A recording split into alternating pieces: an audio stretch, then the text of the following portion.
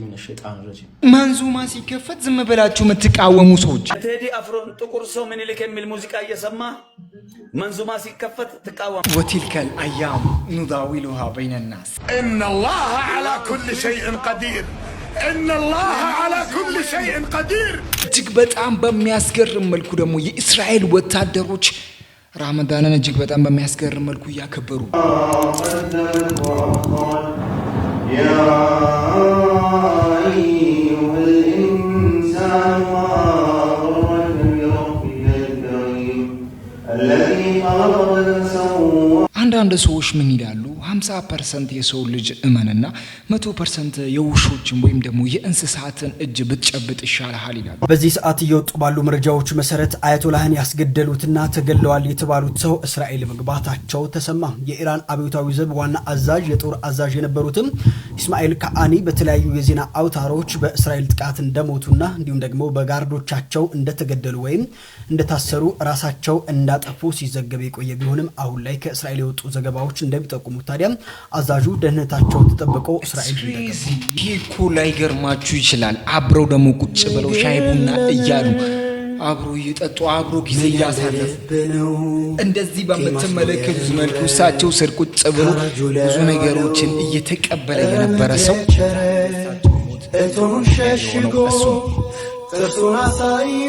እሱም ብቻ አልነበር። እጅግ በጣም በሚያስገርም መልኩ ደግሞ አንዳንዶችም ነበሩ። እነሱ ግን በራሳቸው ፍቃድ ራሳቸውን እንዳጠፉ አይተናል። أشهد أن لا إله إلا الله وأشهد أن محمد رسول الله اللهم صل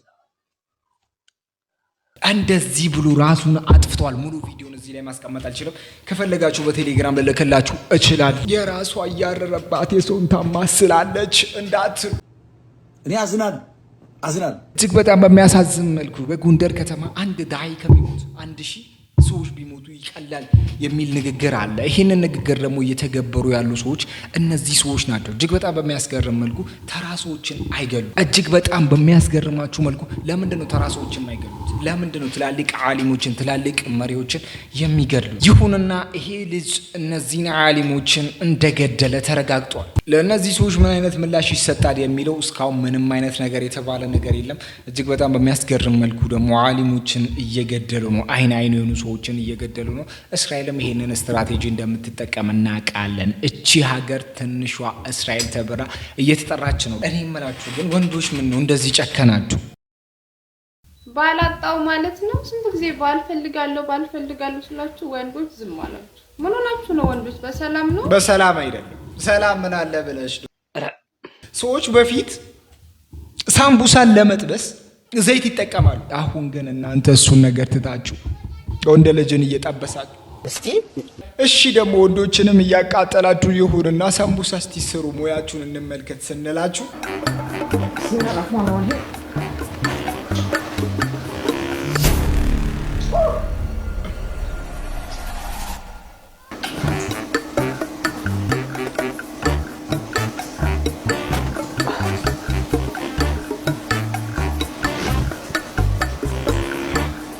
እንዴት አድርገን እንደምንግባባ አናውቅ። እስቲ ዶሮ ወጥ መስራት የሚችል ሰው አለ? በተለይ ደግሞ እስቲ ያለ ዶሮ ወጥ መስራት ትችያለሽ?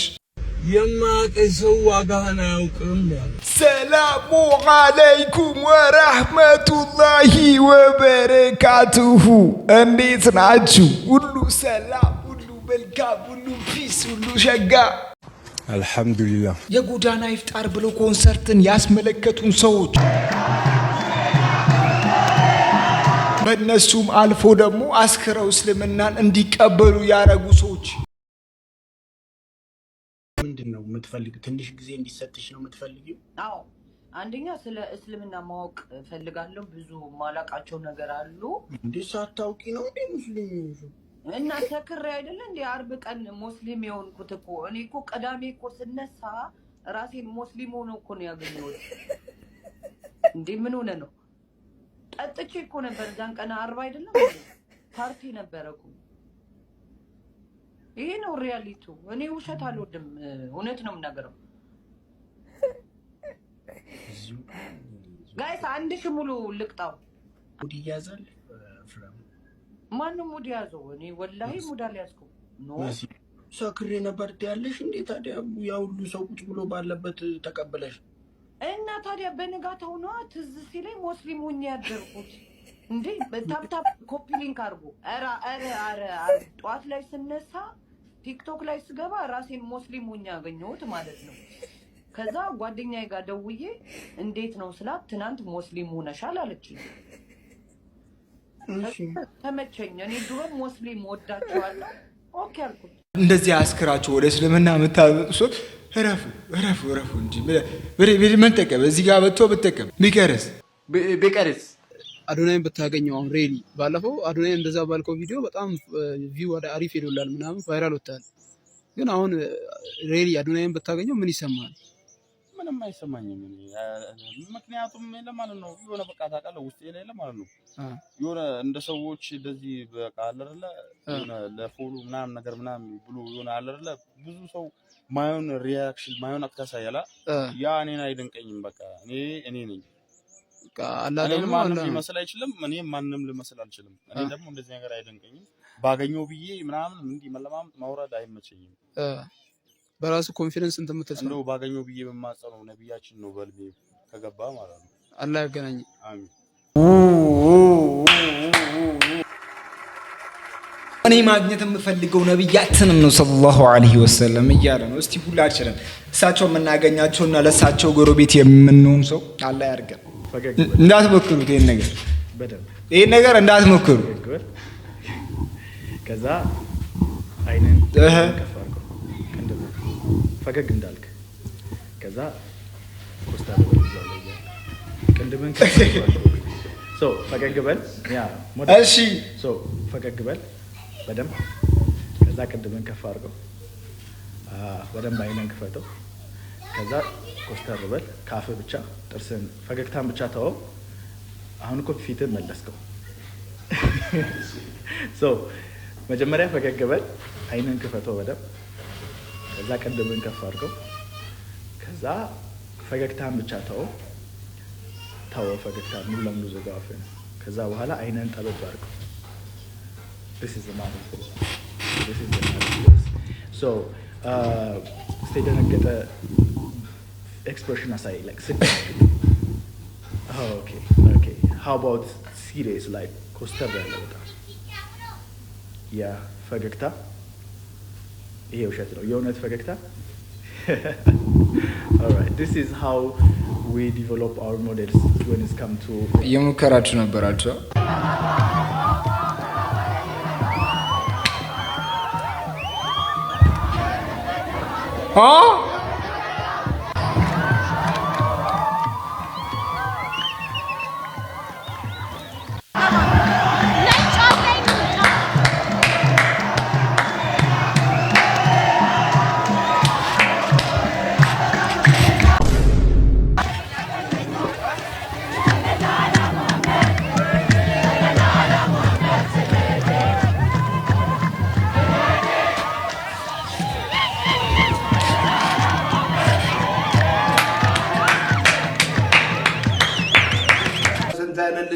ስንት አይነት ትውልድ ያለ ባካችሁ።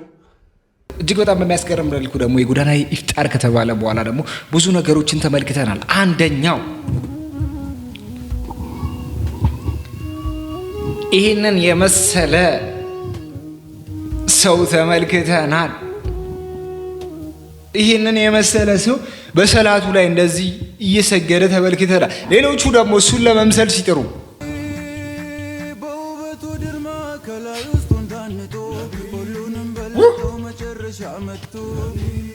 ሽርኩን ገለባብጦ በተውሂድ አንጦ አበራው ዓለሙን በኑር እየቀባ ሰይዲ ያ ረሱላላህ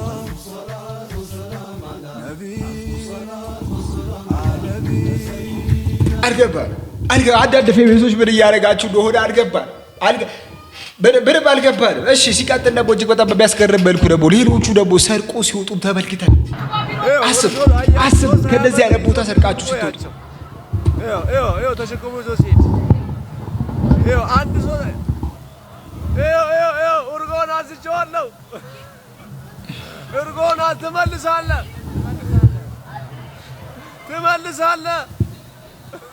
ያሳዝናል። ወዴት እየወሰደ እንደሆነ ያሳዝናል። እጅግ በጣም በሚያስገርም መልኩ ደግሞ ትንሿ እስራኤል ወይም ደግሞ ጎንደር ውስጥ እየተፈጸመ ያለው ነገር እጅግ በጣም አነጋጋሪ ሆኗል። ይሄ ቪዲዮ ከተላከልኝ በኋላ እኔም ደንግጬ ነበር።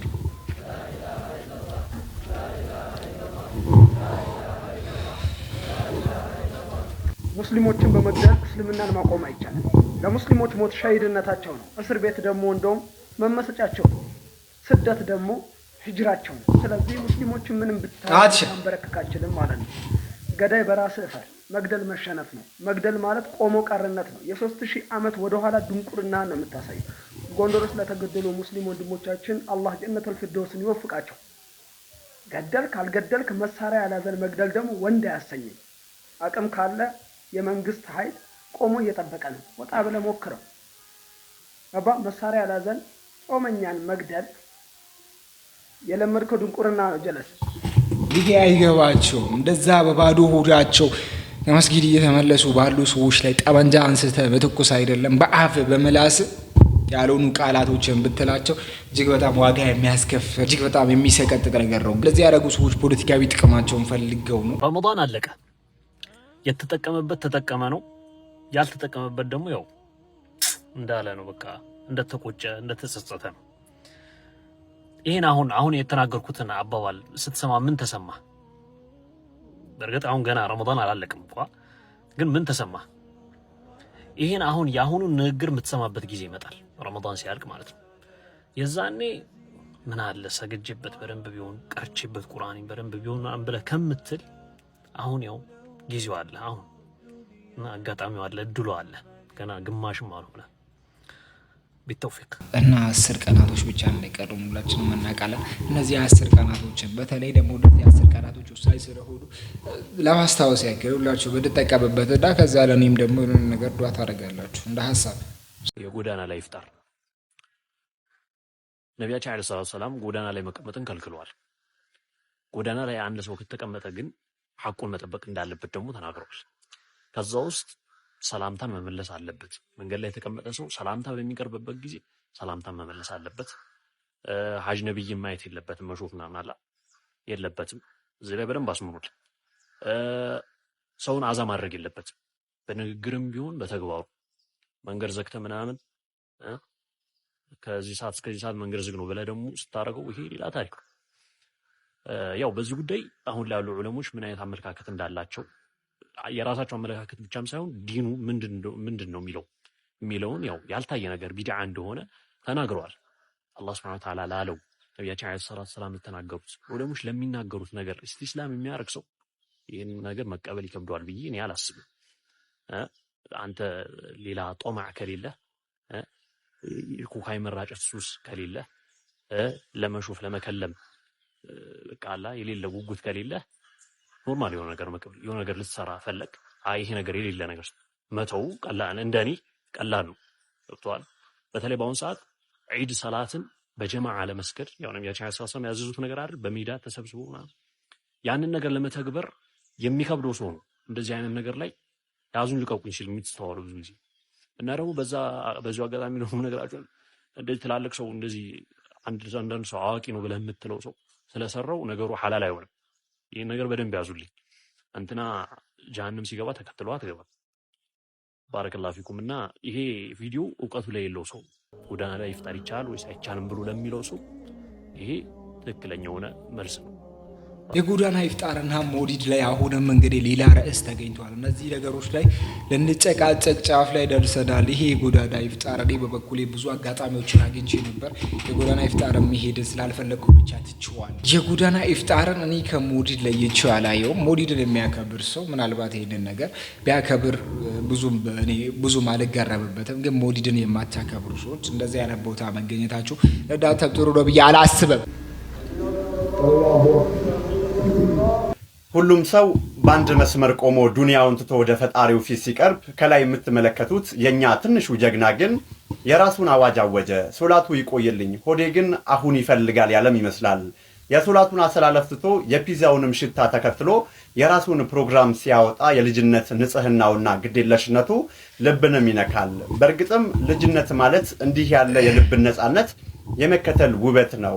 እናንተስ በልጅነታችሁ ወይንም ደግሞ በየአካባቢያችሁ ባሉ ህፃናት እንዲህ አይነት አመጽ አይታችሁ ታውቃላችሁ ወይ? ሶላት ላይ ሆናችሁስ በሳቅ የፈተናችሁ የህፃናት ድርጊት አለ? እሱን በኮሜንት ላይ አጋሩንና አብረን እንሳቅ። አዲስ ከሆናችሁ ደግሞ ህፃናት ላይ አይፈረድም፣ ምክንያቱም ህፃን ስለሆኑ። እጅግ በጣም በሚያስገርም መልኩ ደግሞ ሌሎቹ ረመዳንን መጾም በጣም ቀላል አድርጎ የሚያዩ አሉ። በተለይ ደግሞ ሙስሊም ያልሆኑ ግለሰቦች ጾማችሁ በጣም ቀላል ነው ብሎ በየቦታ ሲያወሩ ሰምታችኋል ብዬ ተስፋ አረጋለሁ። ከነዚህ ሰዎች ውስጥ ደግሞ እስቲ አንድ እጄ ገብቼ ቼክ ላርግ ብሎ አንድ ወንድማችን ቀኑን ሙሉ እየጾመ ነበር ማለት ነው። ረመዳን ጾመን ልጾም አስቤያለሁ ለነገ ብቻ ማለት ነው። ግን ምንድነው ያስፈራኝ መሰለኝ? እኔ አልፈራውም የምር እግዚአብሔርን፣ ግን እንትሉን የፈራሁት ምንድነው ውሃ አለ። ውሃ ይከብዳል። ውሃ ነው አሁን እንጂ ምግብ ምን ኢትዮጵያዊ ምን ሁሌም እየኖረን አይደል? ምን ግን ውሃ ምግብ ታስተው ችግር የለም ደግሞ ብላችሁ ስታስቡ ደግሞ ምግብ እያያችሁ አለ መጾም ምናምን ደግሞ ከባድ ነው። እና እስቲ ልጾመው አልጾመው ወይ ዝም ብዬ ሄጄ ላፍጠር ማፈጥርበት ስላለ እኔማ ጾሜ ኤክስፒሪየንስ ላድርገው ብያለሁ። ምን ትሉኛላችሁ? ኤክስፒሪየንስ አይ እጾማለሁ፣ ግን የምር ነገ ከጠዋት ጀምሮ አልበላም አልጠጣም እሞክራለሁ። ካልቻልኩኝ መሀል ላይ ያው ጀልጠዋለሁ፣ ግን ምሽል ይመስለኛል ውሃ ነው የሚከብደኝ ብዬ አስባለሁ። ይመቻችሁ። ምን ትሉኛላችሁ? ያው ሱሁር እየበላው ነው። ለሊት 10 ሰዓት ነው ጋይስ። አሁን ሱሁር እየተበላ ነው። ጾሙና አይከብደኝም ነገ እላችኋለሁ። አሁን እየበላው ነው፣ ውሃ ይጠጣለሁ። ነገ ምራቂ አሉት። ምራቂ በሳምቡሳ ነው በሳምቡሳ ነው።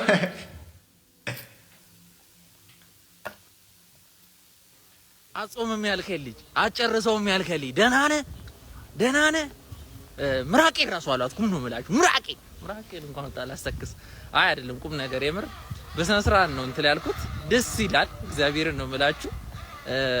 ትንሽ ግን እንትን ነው ምንድነው ልብ ድካ ይሄ እግሬ ምናምን መልፈስፈስ ነገር ነው ብቻ።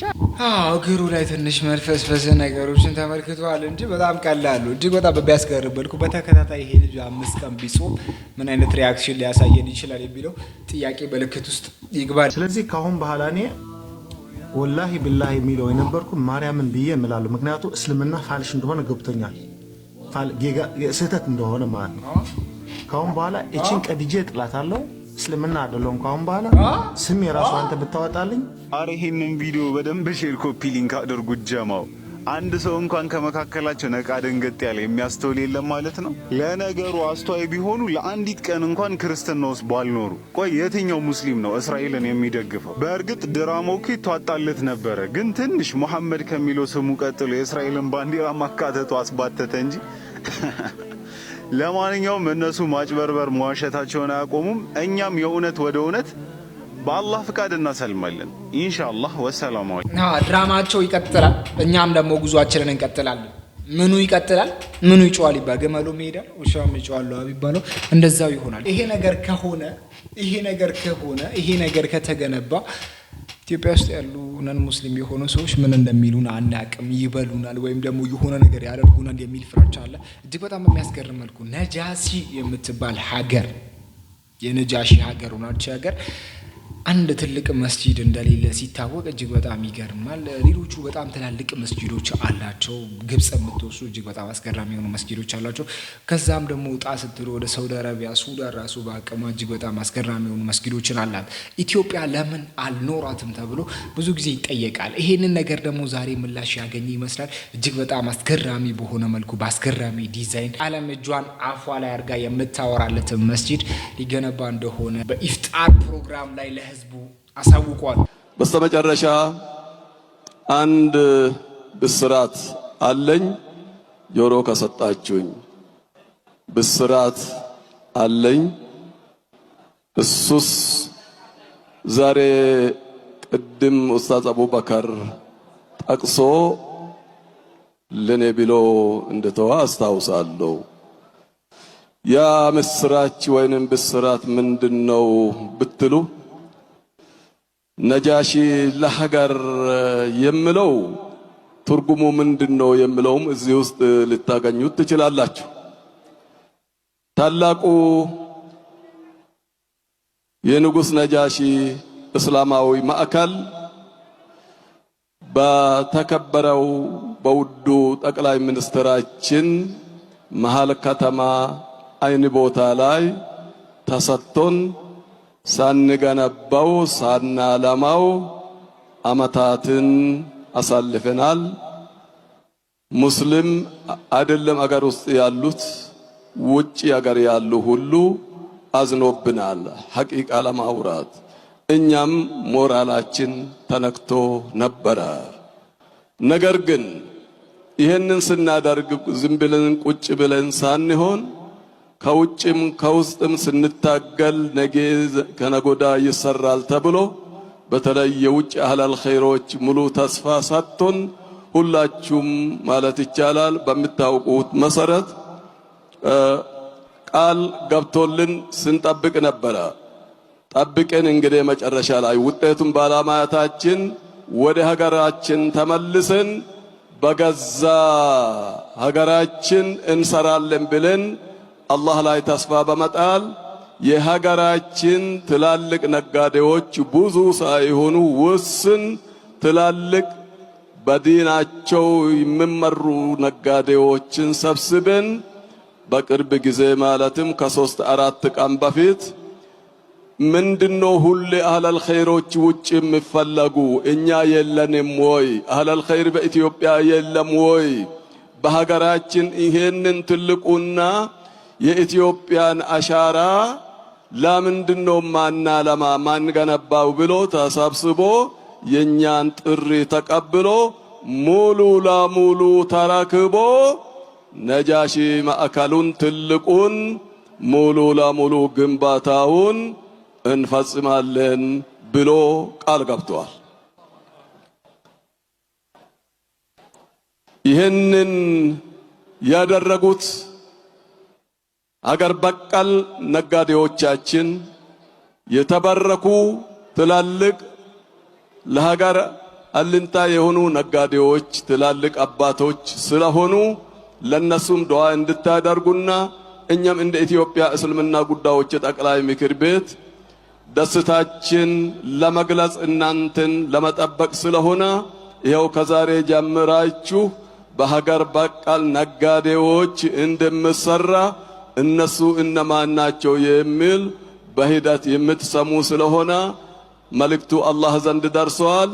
እኔ ብቻዬን ጀምሬ ጨርሳለሁ የሚልም ተገኝቷል በሀገራችንና ለምን ብቻህን ትጨርሳለህ እንሳተፋለን ብሎ በሽማ የተጀመረና ከመጅልስ የተረከቡ መሆኑን በዚህ አጋጣሚ ለመግለጽ ወስዳለሁ። አላሁ አክበር አላሁ አክበር። ስለዚህ ለነሱ በዚህ በረመዳን ፍቺ ላይ ዳዋ እንድታደርጉ አደራ እያልኩኝ ሀገራችን የሰላም የብልጽግና የእድጋት የአንድነት አላህ ያርግላለሁ። ወሰላሙ አለይኩም ወራህመቱላሂ። የማይታመን ነው። አንድ ሰው ለብቻዬን እሰራለሁ ብሎ ቃል ገብቶ ነበር። ይሄንን ነገር ደግሞ እሳቸው አልፈለጉም፣ ወይም ደግሞ መጅሊሱ አልፈለገም። ህዝቡ ሁሉ ተሳትፎበት የህዝቡ ማሻራ እዚህ ጋር ሊኖርበት ይገባል ተብሎ ትላልቅ ባለሀብቶችን ጠርቶ በአንድ ላይ እንዲሰሩት አድርጓል። ይሄ ነገር ለኛ የምስራች ነው። መስጊዱ ያስፈልገናል። እጅግ በጣም በሚያስገርም መልኩ ኢትዮጵያ ትላልቅ መስጊዶችን የላትም። አንዋር መስጊድን ከወሰዳችሁ አሁን ደግሞ ወረድ ብላችሁ አንድ መስጊድ አለ። እሱ መስጊድ ካልሆነ በስተቀር ትላልቅ መስጊዶችን ማግኘት ይከብዳል። ለዛሬ ስላችሁ ፕሮግራም በዚህ ተራቀ በቀጣይ ቪዲዮስ ከአዲ አሱር አቲ ኤጅድ ኮበት ጀርበር ሱከሳ ከደገ ዲሆሉ ላይክ በግባረ ከይትረሲዮ